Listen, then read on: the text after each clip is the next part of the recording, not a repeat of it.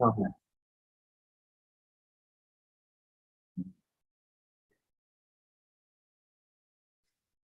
Great. Mhm.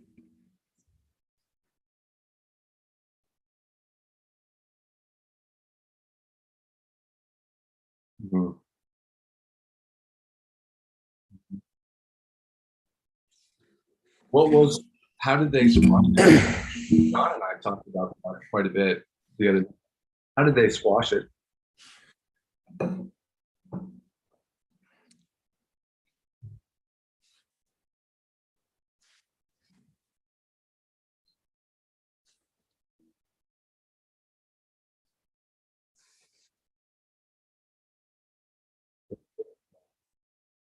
I see. Got it.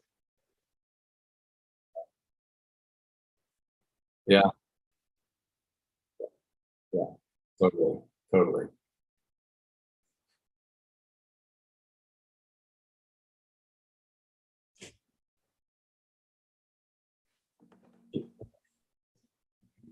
Okay. Play it safe. I like it. Good. Well done. All right, live. For that. But fun fact, it's actually Colina. A lot of people get that wrong. Uh, yes, good. You got another good piece. I'm the founder and CEO of O2, the recovering hydration drink. Recording in progress.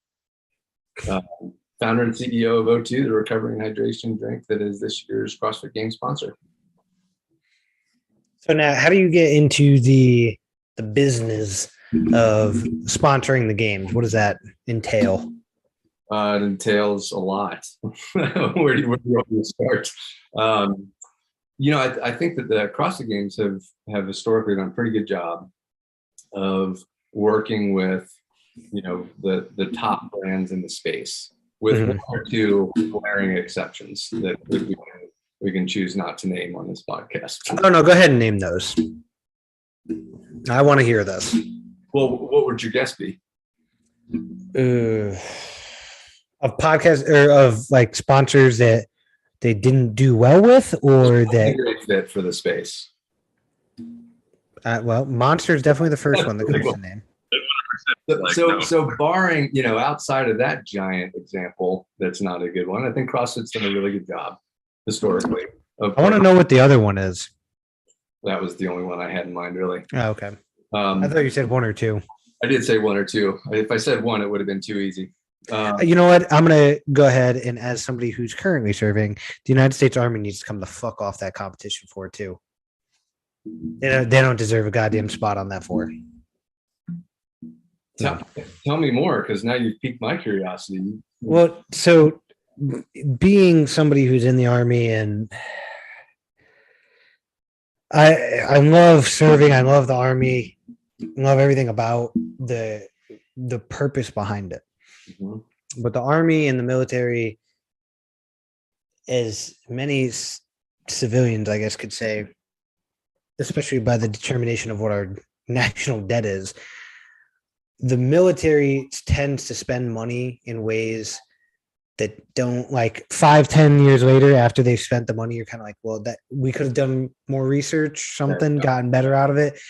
So I mean, I think like oftentimes, like we'll spend money on equipment and vehicles, and then 2 months later, those same vehicles are completely shot, broken, not in service, just absolutely. But it's a $5 million truck. Right. Well, we can't. It's just a $5 million truck. It's too big to fail. Like, we have to get it fixed. Yeah. So it didn't surprise me a couple of years ago when the Army came out with their Warrior Fitness team. That was like, okay, they're going to dive into CrossFit. They're going to try to delve in the space. They're changing the to the combat fitness test. They're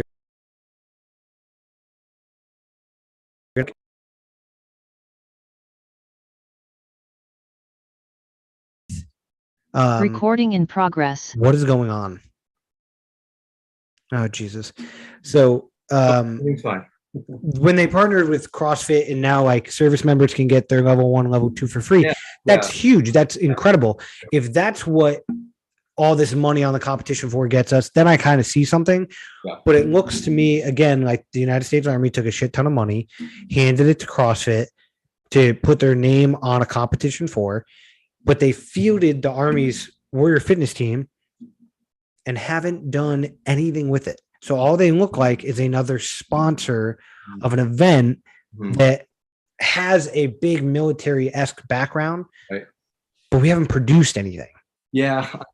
So personally, I think somebody else, like there could be a Fit Aid or one of those other like background companies, Airwave, whatever, give them a shot at doing that. Instead, the Army's just kind of like, oh, here's government money that we just have as funding that if we don't spend, we lose.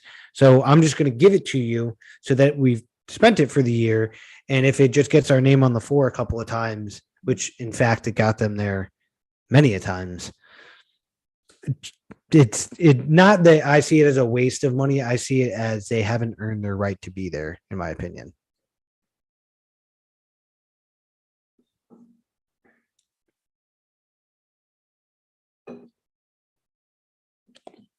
He's almost out of the CrossFit Games now.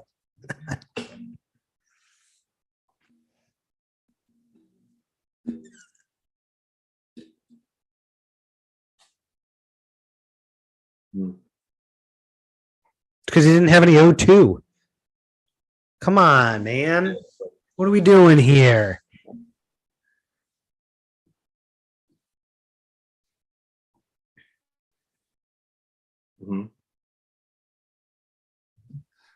But I mean, Noble was in the space for what, 3-4 years? I think Noble launched around the same time we did, actually. So they've been in the space for a while. And they had good representative athletes. Yeah. Like they weren't the cream of the crop, but they were the influential ones. Noble stuff. I say that not because I have to, but because I've been wearing their shoes forever. The reason I like, I'm not like an elite level athlete. So when I go to the gym, I'm more concerned about how cool my shoes look versus, what the drop is on them. But I'll travel, a good amount for work, and it's nice to be able to just take one pair of shoes. And I always take Nobles because you can wear them inside the gym, you can wear them outside the gym.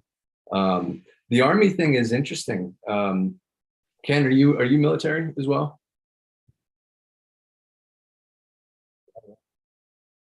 So you're fresh out, man. I wasn't, I have zero exposure into that contract or that sponsorship. So take my word with a very large grain of salt. But when I saw that CrossFit's now doing what I interpreted as like free L1s and L2s for Army members, that I would have to imagine that's linked to the sponsorship in some way. Most likely, yeah. So hopefully whoever was at the negotiating table, with Army, push that through. And I think it's a great thing for CrossFit too. I think it's a great thing for everybody. It does. And what are you doing? Nice. Okay. I don't know what that means, but it sounds important. It means it gets paid a lot.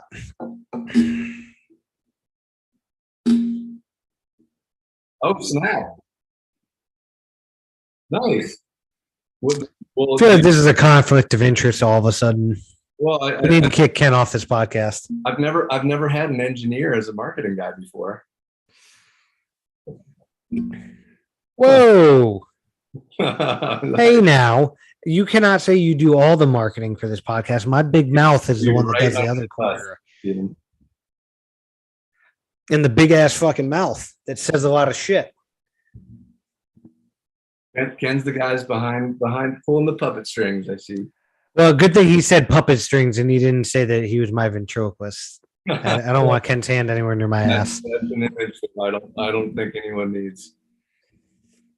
Unfortunately, it's probably the one they got, but it's not the one they needed. What made you guys start a podcast? Oof. I want to say it was back in like February or something like that. And I was watching either somebody's podcast or I was watching a YouTube video of somebody. And we just started exchanging thoughts on whatever the topic was. I forget. And we were like, nobody really talks about any of this shit. And then nobody really, even when they do talk about it on like the few CrossFit podcasts that there have been, Yep. I think that a lot of people just try to be nice and coy. But I think one of the things this sport is missing is somebody who's willing to either say how it is or just say how they feel, even if it is not, I don't want to say demonstrably going to come off as like negative or like, oh, that guy doesn't know what he's talking about, but like stir the pot a little bit. Make it real black and white. So oh yeah. Well, yeah. And then we came up with the name because he's black, I'm white. We talk about a lot of different issues. We've talked about military things, political things. We've talked about buddies going to the Army Warrior Fitness Team. We've talked about inclusivity in the sport. What else have we talked about? Football. We talked about major sports, all that. Oh. Yeah, he's plays for the Lions. Even our first podcast with the Fittest Doc, that guy was very knowledgeable, gave a lot of stuff to a lot of people that were starting to listen. Yeah, he's another Columbus guy. So then once the podcast started, the reason to continue is we just started finding ways to connect other people and then connect ourselves with them. Yeah. And then like we talked to Jim Hensel from Mayhem and got in with a couple of those athletes, hopefully to have some of the rest ones on. Then it just became fun. Like doing this, there's not a group, I think, in the space yet that necessarily turns this into like something where you can come on, like whether it's like promote yourself and what you're doing as an athlete, or just like some of them are doing incredible things on the side. And we even have normal average people from like my gym that are just 9-to-5ers and happen to be a pharmacist or happen to work in a hospital and that kind of stuff. You know, we have a recruiting buddy of mine that came on. And once you start having like normal, regular people on that can tell incredible stories or just tell their story, people like to listen to it. So I've always felt like, so John Woolley, who we were talking about earlier, Make Watts Great Again, he's been trying to convince me to start a podcast. And I'm like, man, that would be such a cool way to just talk to interesting people. Mm-hmm. Like you don't even need anybody to listen to get something out of it. You just get to talk to interesting people and have good conversations. I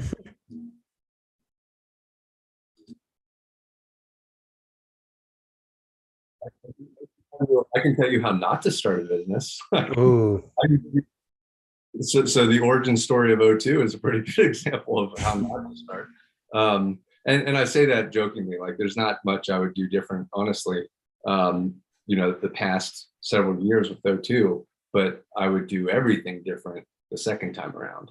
So I was a first-time entrepreneur, and I didn't have any experience in the drink space or the startup space. I was in corporate strategy for a Fortune 100 insurance company for 5 years.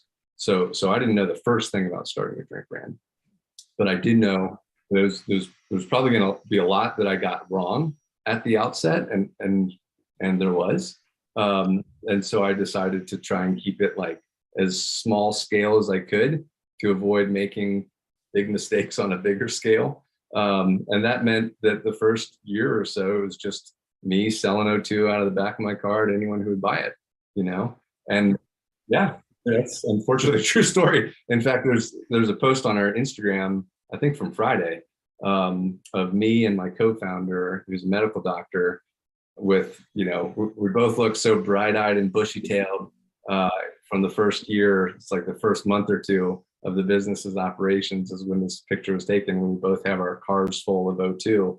I can't remember where we were going with it all, but we were doing something with it. And over the years that followed, that bright-eyed and bushy-tailed look just gets beaten out of you after mistake after mistake. But it probably has some stuff in common. But I think what we did really well at the outset are two things, and those two things have shown themselves on a much larger scale, in the past 2 years. Number one, we got the liquid formulation right. Like we nailed that product from the outset.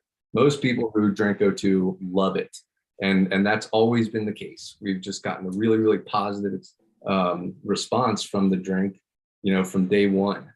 The second thing that we got right is we've always been a very values-oriented and mission-driven company. And so we rally behind doing the right thing, especially when it's hard. Everything else I screwed up. Like the packaging has changed and is changing again. The branding's changed. The route to market, I've gone through like 3 different routes to market, and so you make these moves knowing that many of them are going to fail, but you'll learn something from them. And if you learn something, reapply it and get better next time, chances are over time you'll find yourself in a position where most of the stuff that you do doesn't fail. In fact, it works. And that was largely the experience with O2.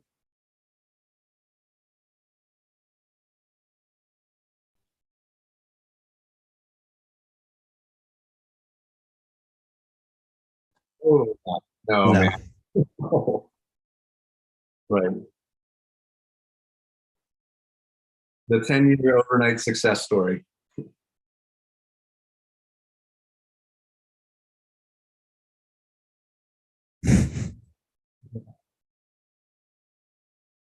Mhm.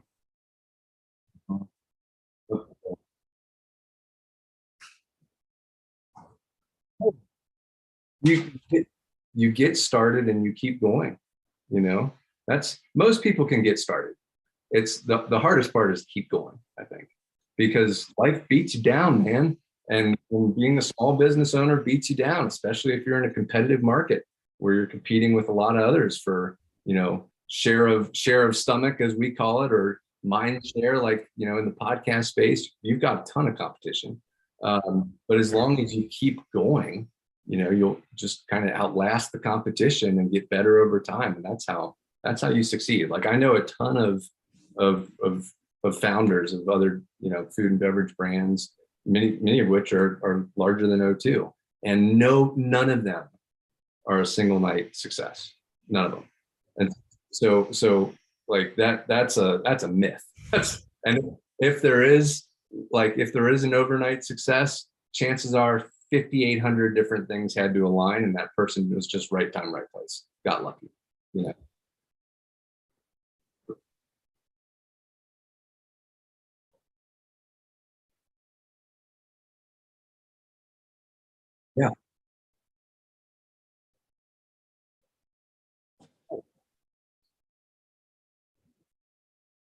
There are a couple things. I mean, first and foremost, it just tastes really good. You know, we got the taste profile, and that was also not an overnight success. That took about 9 months to really nail the taste of the drink. But if you're going to get something right, that's a good thing to get right at the outset. So number one, it tastes really good. Number two, the formulation is just clean and it works. We have twice the amount of electrolytes as Gatorade, but only 1 gram of sugar. And people love that. I had a guy who's local here in Boulder today. He's got this big advertising marketing agency, and he and I were connected by a mutual friend. And he sent me some of his stuff. I sent him some of our stuff, and he emailed me. He's like, "Dude, I just got back from this long run, and I like this stuff is freaking delicious, and I love that it only has 1 gram of sugar." I'm like, "Thanks, man." A lot of people, that's kind of the gist with O2. And then the last thing I would say, and I don't know how many people appreciate that or this part, but I certainly do, is O2 is a carbon neutral brand. It's not sold in a single-use plastic bottle that's just going to wind up in a landfill or the ocean. It's sold in a aluminum foil. Thank you. So I'm proud of that. You fucking hippie over there.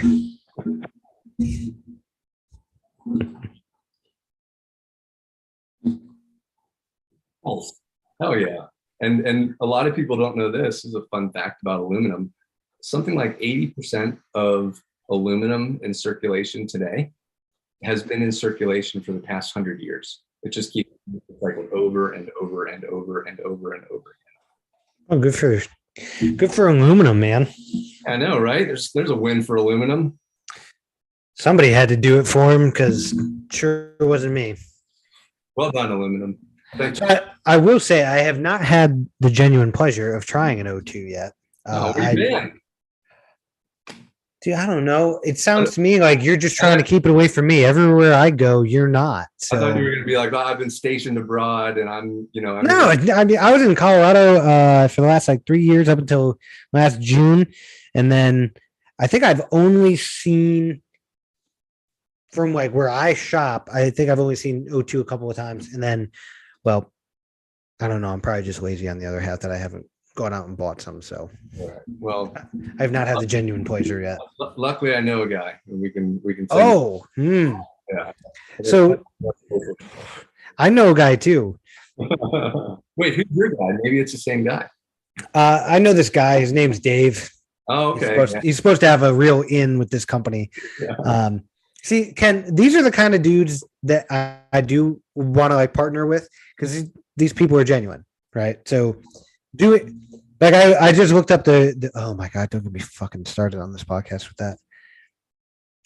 But I did look up their Instagram. I just started. What's the story? Well, first, let me just say, I looked up the picture of you selling O2 out of your car. Yeah. What kind of suspension did you have on that car? Because that's a lot of cans. There's a lot. That's some fucking weight. You're towing some fat bitches worth of cans. That was a 2013 Toyota Prius C. Oh my God. I just recently got rid of. Bless its heart. But the gas mileage wasn't enough? The gas phone. No, that's a separate discussion. But I'll tell you, I can tell you exactly how many cases of O2 fit in a 2013 Toyota Prius C, and it is 60 cases of O2. Oh, sweet. 60 cases. That's some shit right there. So that was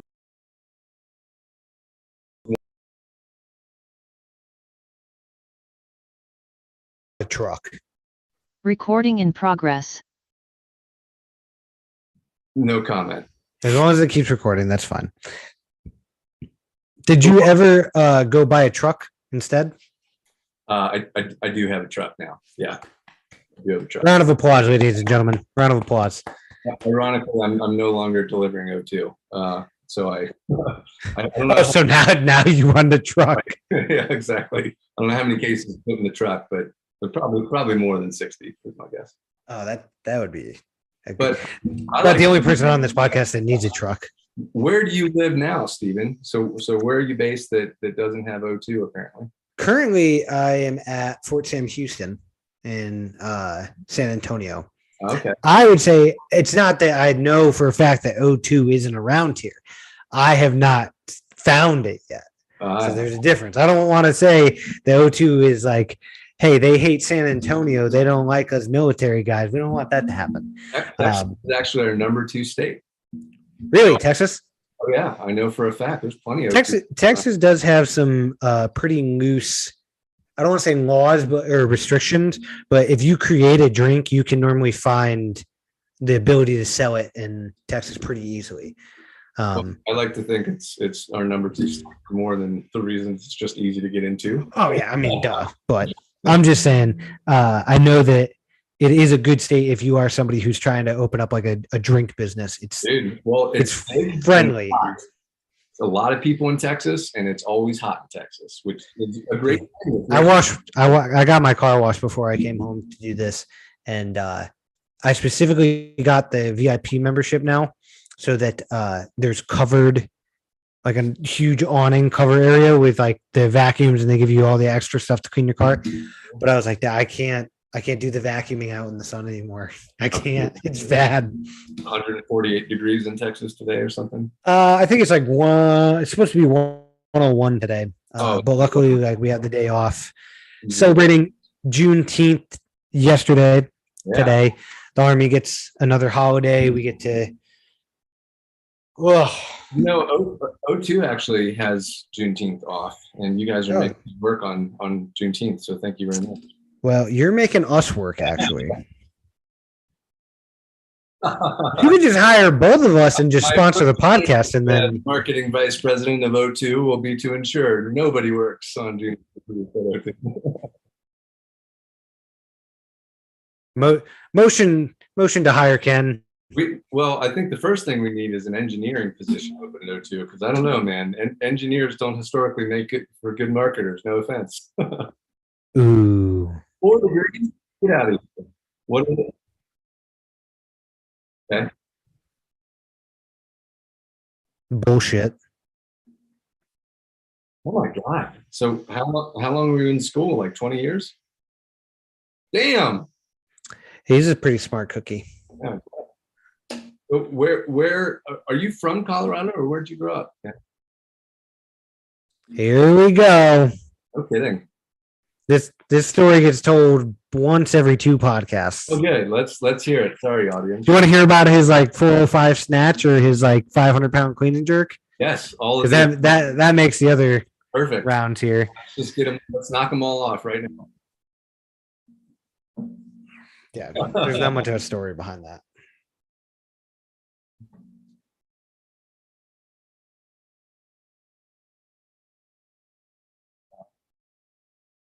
Oh no. I was gonna say I thought you were going somewhere else with that Tennessee story. Is that what happened?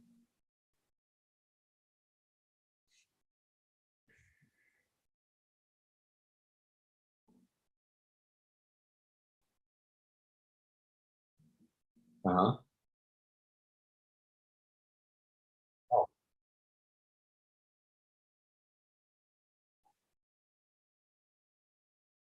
yeah.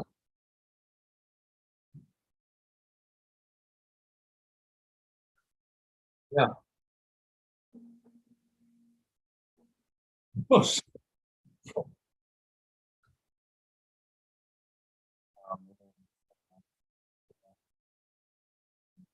Yep.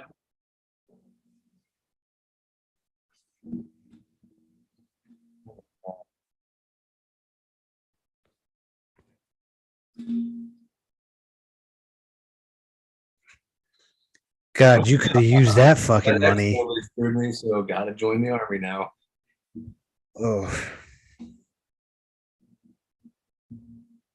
Have you found that to be true? I hope. nope. Nope. No, not even close. Nope. Bummer. Dave, let me ask you, how much do you really believe the government when they tell you things nowadays? I'm gonna have to pay attention, man. Oh my God. I I was earlier I was going to tell you this story about a potential what Ken had said, and I said, "Don't get me started on it." Yeah. Oh yeah. Yeah. Yeah. Yeah. I was going to tell you. Well, I was going to mention him by name, but Ken, there you go, buddy. Until they start sending us actual like emails that have capital I's in them, I can't stand anybody who writes a professional email and all of the I are all lowercase. I can't take you seriously with that. Yeah, I would agree. So I mean, they've mentioned being a sponsor of ours before, and then they kind of ditched us a little bit. And then they recently, I guess, came back to Ken and finally answered like 3-month-old emails, and they gave us an offer on the table. And I was kind of like, I don't think it doesn't help grow the podcast in that sense. It's low company by chance. This is Gooder, the sunglass company that's also a official sponsor, I guess, of the Noble CrossFit Games this year. So known to us, if you're doing that, that tends to cost you a little bit of money. Yeah. So I don't want to say I don't appreciate the offer they gave, right? It's more money than what I currently have in my pocket. So therefore I'm getting paid to do something. But if people listen to these episodes, the people who I know listen to us give us good feedback. They give us good compliments. They say that it's fun to listen to Ken and I banter back and forth, that we have a good connection. And I think it's worth more than what they offered. And it kind of made it seem like it was, hey, if we can get a couple of sponsorship deals out to a couple of like smaller podcasts, like it's better than just paying one big time podcast a shit ton of money one time, and then we're out of the cash. So if we believe in ourselves, which Ken and I do, I think we're worth a little bit more than that. So we're not hunting for sponsorships, but I would prefer to have a title sponsor that's willing to pay. I don't something that.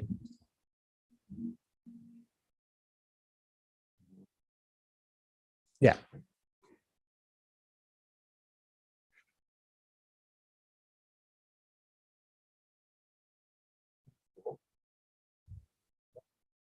I'm in. Ken is not exaggerating when he says he knows everybody. No. Like we've had an in or a connection to everybody that we've had on this podcast in one way or another.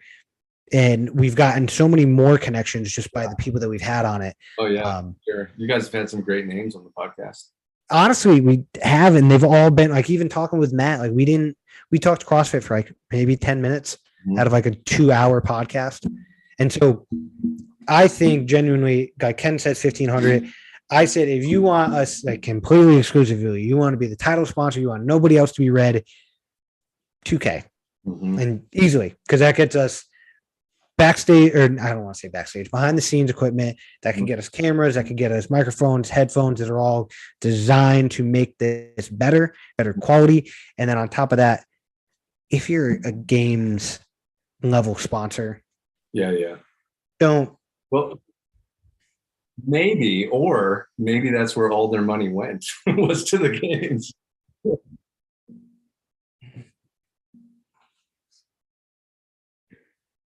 Yeah.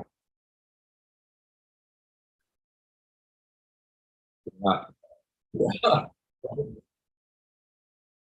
Right.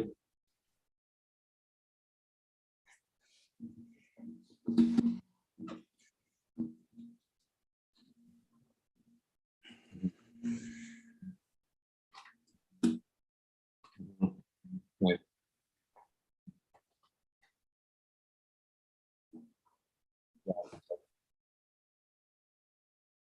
It's just as understandable. Yeah. I learned a long time ago that even if it's on a napkin, if you get somebody's signature, it's better to have something in writing. Yeah, sure. So the Army taught me that one pretty quick. Is if you can get somebody to sign something, you're in good hands. Here's the best thing you guys can have, and I'll just give this to you from the perspective of business owner.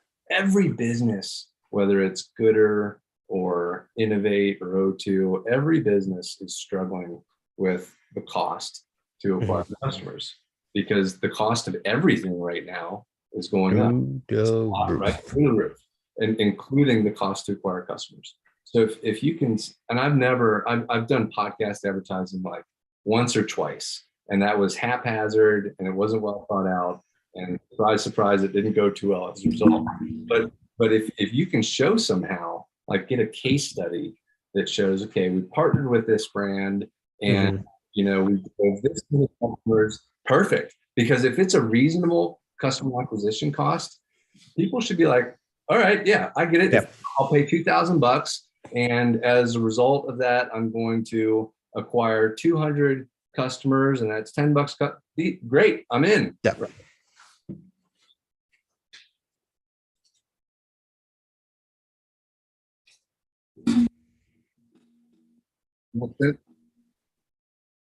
Yeah.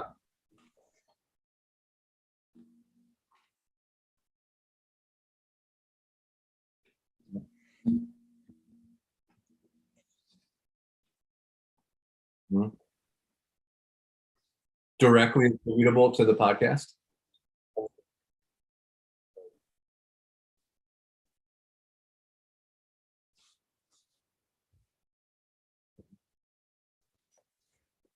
Mm-hmm. Mm-hmm.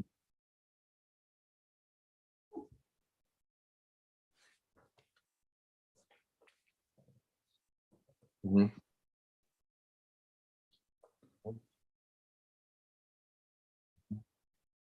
Not going to go. Right. Send me the deck. I'll take a look at it as a, I don't know, maybe a prospective sponsor, but at least as a, another set of eyes, because it's like, if you can just take the subjectivity out of it, I don't know if 2,000 is a lot or a little for a podcast, but I know a $10 customer acquisition cost would be pretty fucking great. I know from listening, who's it? Tom Segura, if either one of you guys know who that is. He does Two Bears, One Cave with Bert Kreischer, their podcast. He charges $20,000 an ad read. That's per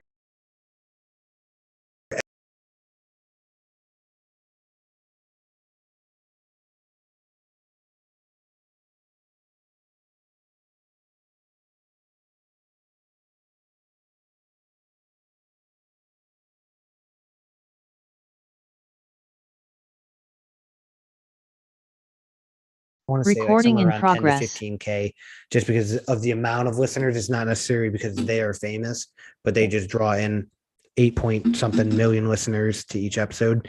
So you need volume and you need engagement. You know, it's not enough to just have a ton of listeners who don't really give a shit about your sponsors and don't try sponsor stuff. yeah. But And I mean, the other thing with like sponsors is like you have to, if we were doing this podcast and we had more time Recording and stopped. all the other stuff to put everything together, I probably would have asked to either have Ken and I buy a case of O2, Recording in progress. try it, and then in the middle of the show be able to do like a review. That would be something big to do. Like Gooder, they sent us a couple of sunglasses, or Ken sent me a couple at least.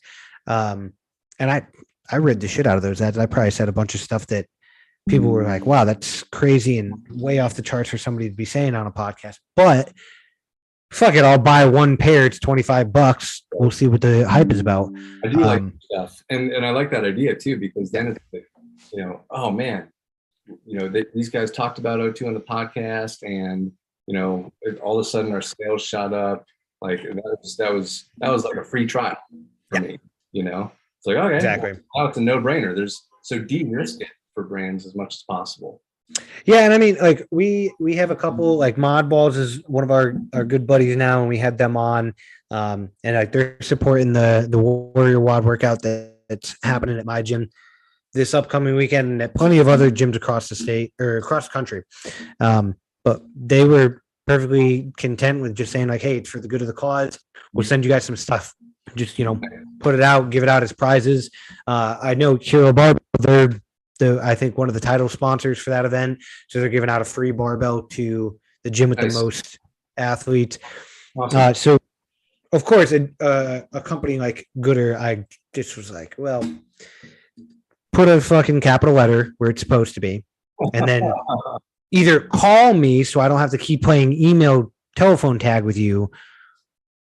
But if you're going to do all that stuff and then give me, I don't want to say a lowball number again. Something like $500 is still more money than most people make on a podcast, obviously. But if you're giving me a lowball number, ask, and you're not capitalizing the I in your fucking email. Tell you, man, you're not investing in the long-term process here. You're getting the quick ins and out. One of those things bothers me for sure, and it's not the price. Like, who knows? Maybe all their money went. It's not the grammar. Like, that's possible. All right, CrossFit games are not cheap, but it is the grammar. I hate it when people don't take the time to, because it shows me that, you know, if there's all kinds of grammatical issues or spelling typos or you know, a lowercase I when it should be capital, it shows me that they don't value my time or me enough to go back and proofread or write a professionally worded email. Like I probably sound like I'm 60 years old saying this, but that matters, man. Because it's, I mean, if you have my phone number and you are sending me like a quick text, sure, it's totally different. It's a different medium. You know, even if it's like a business text and it's like, hey, I'll call you when I get home, right, and the I is lowercase, cool. But an email is now different. Yes, I agree. And that, I think, how you show up in an email is how you can probably expect the person to show up on other stuff, right? So that's my Ken, I'm glad that Ken name dropped them, so I didn't have to, but not that I normally wouldn't. I like Gooder stuff a lot, personally. I mean, I did my first Spartan race 2 weeks ago. Here we go. And it was good, man. It was fun. But it was tough. And it was in Fort Collins, and it was 97 degrees outside. It was at elevations, pretty close to the sun, and it was in the cloud in the sky. And I'm like, I'm gonna need some sunglasses. And so I brought a pair of Gooder because they stick to your face. And I'm telling you, man, like through the obstacles, through the trail run, those did not move. And that was awesome. Yeah. That was one of our selling points, was the resiliency of the sunglasses, and non-slip portion of the product. Yeah. And they were really good. I still, again, I would sponsor them. Cheap as hell. You know, if you lose them, you don't have to feel bad, but they look cool enough that they don't look like cheap stuff. You know what I mean? And you can give plenty of them. Like even college students can afford $25. It's nobody's breaking the bank. You're not asking me to buy a pair of Ray-Bans. Exactly. And sure as shit not giving me some Nike $300 a pair sunglasses. So But look at the irony here. They didn't even pay anything for the sponsorship, and we just like plugged them pretty good on the podcast. yeah, we've done that before. All right, let's get back to plugging O2 though. Oh man, you know, I feel bad saying this. I don't know how that unfolded. I'm not as close to the athlete partnerships as I used to be. So some of those athlete partnerships, you know, like James Hobart, for example, we've worked with James forever. And I met James when we were, you know, I brought my photographer down to Cookeville, Tennessee, because we were starting to work with Matt Hewitt, and Matt and James were on Rich's team. And I knew of James because I'd done my first L1 a few years prior to that. And he's like the L1 poster boy. And so with that, like that was a personal relationship that unfolded into a sponsorship. And now, you know, he's a longtime O2 athlete and a good friend. I don't know if I've ever talked to Sophie. I know that she's great, and I know the team thinks super highly of her. But I don't have any insight into how that unfolded, honestly.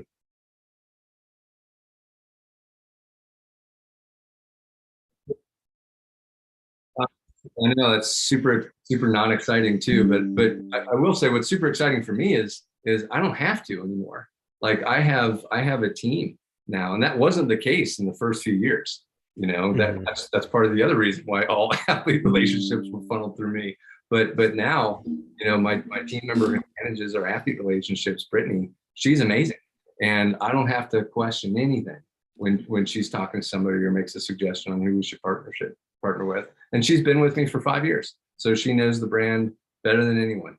And Sophie was one of hers, and I'm sure Sophie's great as a result of that. So let's talk about the brand real quick. What is how did you come up with O2? Let's start there. As a brand or the product? Just like the name, like the name. Yeah. The name came from the product. O2, for, you know, just take everybody back to high school chemistry, is the periodic table for oxygen. Mm-hmm. And so one of the things that makes our product O2, the drink, unique is that it's injected with oxygen. And it as a result of that, it has about 7 times the oxygen content as normal water. And not many people realize that. Most people just think it's brand name, but it's high, and it's highly oxygenated water. And the reason that's important is because that's been shown over and over and over again in all kinds of medical studies to help your body process toxins faster and recover faster. Now that's a mouthful. And so we don't even talk about O2 and the oxygen much anymore, because most people don't care. You know, most people just like O2 because it tastes good, it's low sugar, and it's got a ton of electrolytes. But the brand name came from the element, and that's because it's highly oxygenated water. I didn't want to come off as like silly, because I was like, it is H2O for water, right? So then I was wondering where the O2 came from. Yeah. And then, do you guys have different flavors for those people who haven't experienced? Can you just give like a rundown of like what kind of products? For the people like you, Stephen, hopefully there aren't many who haven't tried it too yet. There's not very many people like me. Let me be honest. We have 4 flavors, and 2 of them have caffeine, and 2 of them don't. The ones with caffeine are orange mango and grapefruit ginger, and the ones without caffeine are lemon lime and blackberry currant. And the lemon lime's awesome, man. We're gonna have so as part of our games presence, we have the O2 Lounge, which is the beer garden, and then we are also making custom O2 mixed drinks that are going to be available at all the bars on site at the games. And one of those drinks is an O2 Rita that's made with lemon lime O2, and it is awesome. Oh, shit. It's no joke. Okay, I'll be there, of course. Let's hang, man. We'll have an O2 Rita together. It'd be great. That might have been one of the dumbest questions you've ever asked on this podcast. I don't know. Some people are like, "Oh, the founder or the CEO would show up to." No, dude. Is the owner of the official sponsor of the games going to be at the games? Hell yeah! And there are probably companies where that person won't be at the games, and shame on them. Well, that'll definitely be the case for the Army. I don't think Yeah, anybody right. anybody that high up for the Army is going to that. They probably don't even know that they're spending money on Point that. Chiefs will be at the game. If General Milley's at the game, I'll be shocked. Uh, don't worry, they'll still fly a plane over and use the Army. Yep.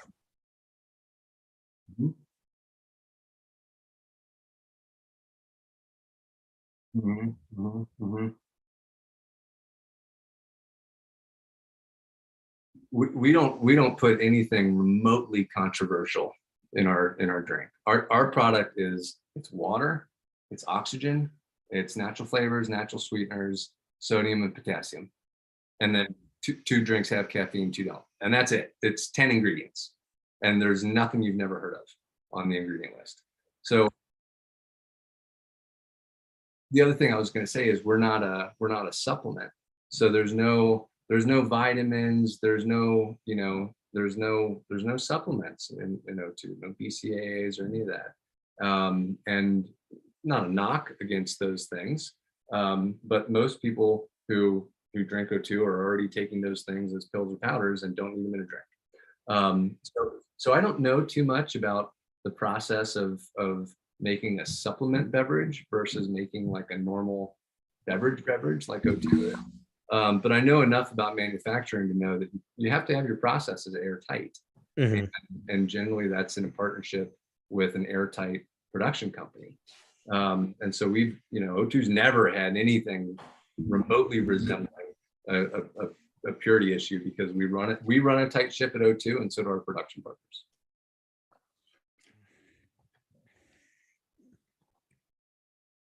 Yeah, are you guys having any supply chains issues? What supply chain issues aren't we having?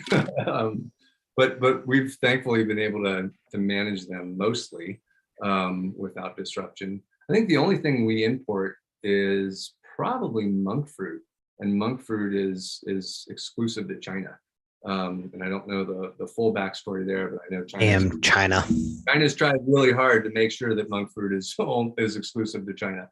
So we import monk fruit, but I think that's probably it. Okay. What was I just gonna ask? Damn.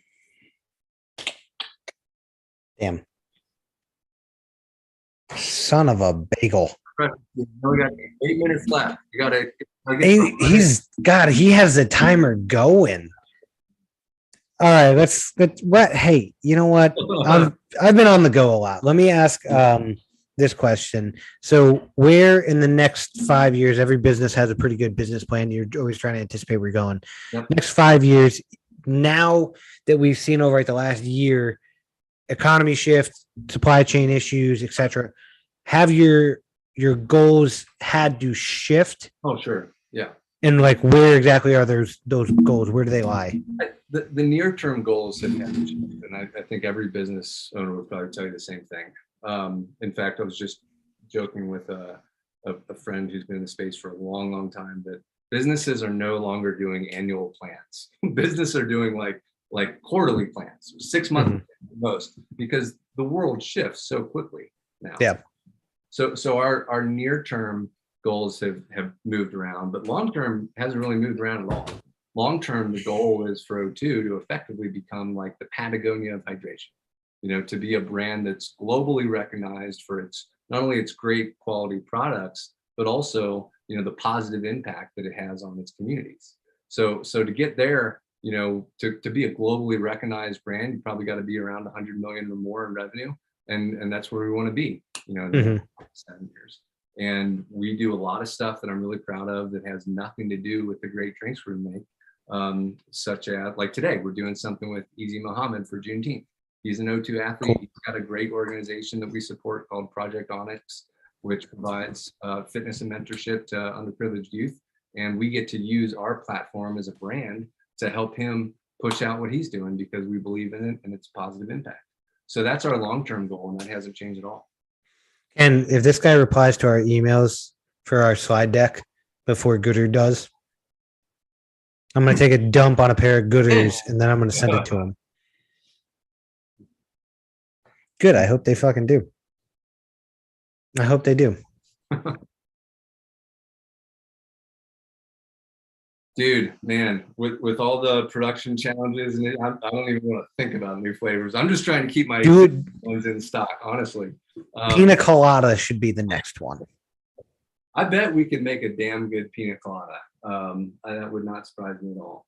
But we've got our eyes set on, actually, we're going to bring back a product line that has been out of stock forever, again, due to, supply chain issues, et cetera, which is a hydration mix. So think like liquid IV, but ours actually tastes great.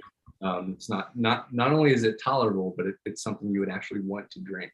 So we'll bring that back probably right after the CrossFit Games. And then we're just going to focus on the space that we know best, which is, the fitness space, particularly the CrossFit space.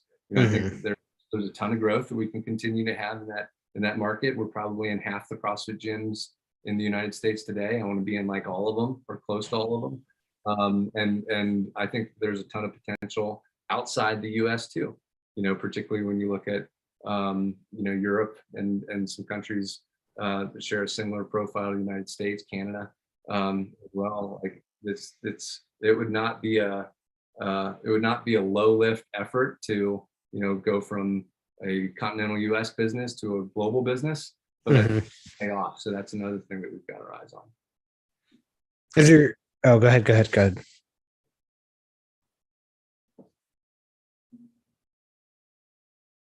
Yeah.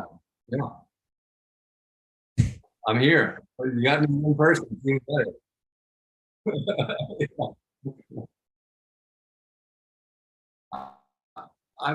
I think the biggest thing that the organization needs is just more people knowing about it. I mean, it's not a tough sell. It's one of those things where once you know what it is, it's like, oh man, what can I do to help? And that's an organization that's been around for a while. Recently went through a rebrand. Used to be called Steve's Club. Now it's called Forging Youth Resilience. And just like Project Onyx, it shares a similar mission in providing, fitness and mentorship to underprivileged youth. And so we've got 25 or so chapters across the United States that are often hosted inside CrossFit gyms, and basically free CrossFit for kids who couldn't otherwise afford it.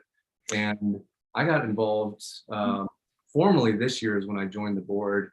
The past couple of years I've been a supporter with O2, but last year went to this camp that's held every year in Colorado for like it's for like the overachievers of the group.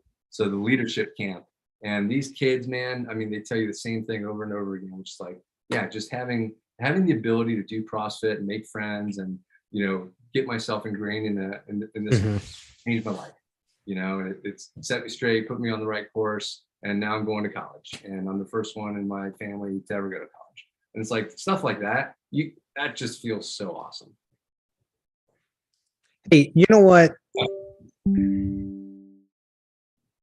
That's the best part about owning a business is you get to do cool shit that's better than just, products you make, services you offer. But sometimes you got to go through the hard part first before you get to that part. You always got to. I mean, we were not able to do anything remotely resembling some of the stuff that we do today because for the first 5 years, I was just trying to keep the lights on. And very true. Past that stage, but it's worth it once you do. I think Ken was onto something. I mean, I think we would love to help. One of the parts of this podcast is just getting the word of good things going to good people. It sounds as cliche as it comes, but it is the point that we started this for. So if we can help you guys do that, shit, man, we'll put it in the slide deck. If you guys want to jump on as a sponsor for us with O2, then we'll just throw those guys on for free. And awesome. There you go.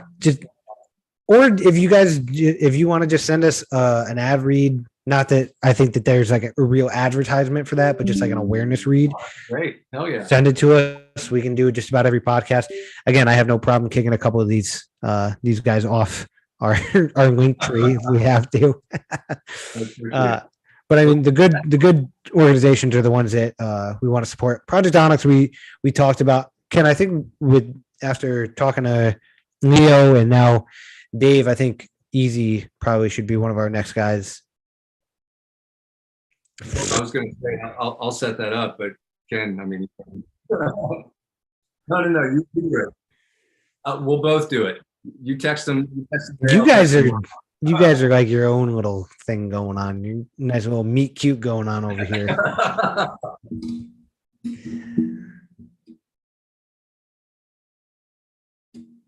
Where does he live? Next time we're in Boulder, man, you got to look me up. Oh, you're up in Boulder. Nice. Oh, hell yeah. Hey, trust me, he's not doing that much at that office.